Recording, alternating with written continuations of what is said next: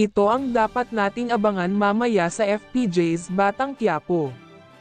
Dito sa bahay nila Rigor ay nag-uusap sila Santino at kanyang nanay na si Marites at bigla na lang lumabas sa kanyang kwarto itong si Lena at may sinabi pang parang nang-iinis kay Santino. Sabi pa niya na andito ka na at kumusta ang bakasyon mo sa kulungan, at dito nga ay tila napatingin itong si Roda na parang gustong lumunin itong si Lena. At dito nga ay dumating si Rigor at umiwas naman itong si Santino at nagtanong naman itong si Rigor na kung handa na bang makinig si Santino sa kanya, ngunit tila hindi pa rin matanggap ni Santino ang mga pangyayari kaya sumagot ito sa kanyang ama na tila sobrang sakit talaga sa kanya ang ginawa ni Rigor.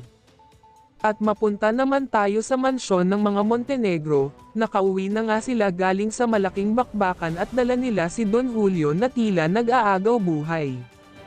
Dito nga ay tila galit na galit si Ramon kay David dahil nga ay nagdududa na si Ramon na tutana ng mga kabalyero si David at kung bakit parang nalaman nila Don Pacondo ang mga plano nila, dito ay tinutukan na ng baril ni Ramon si David at handa na siyang paputukan.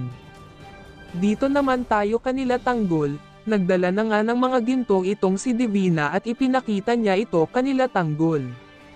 Namangha naman sila sa dami ng mga ginto at sabay sabi ni Divina na isa lang ang tunay na ginto at peke na ang iba, at dahil sa sinabi ni Divina ay parang walang tiwala talagang tumingin itong sila Amanda kay Divina, at sa sinabi ni Divina ay agad din namang sumagot itong si Tanggol na wala pa ang mga taga-bundok na magbebenta ng mga ginto pero alam na ni Divina na darating itong mga taga-bundok at handang-handa ng magbenta.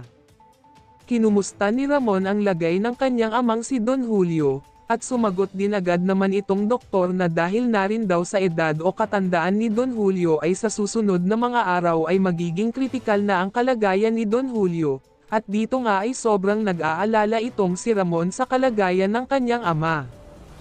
At mapunta naman tayo kanila David at Olga. Sa kanilang pag-uusap ay nagsabi itong si David na si Ramon na lang ang kanilang problema dahil nga nag-aagaw buhay na itong si Don Julio.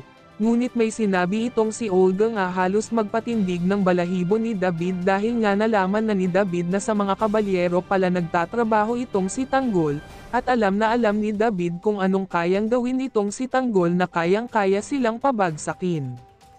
Dahil nga tinawagan ni Marcelo itong si Tanggol ay agad din niyang pinaalam sa kanyang mga kasama na pinapupunta sila ni Don Pacondo sa Stag Bar at parang may pag-uusapan at ipapatrabaho itong si Don Pacondo sa kanila.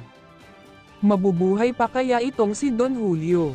Ano kaya ang gagawin ni Ramon kung tuluyang mawawala ang kanyang ama? Siguradong magliliyab ito sa galit at puot.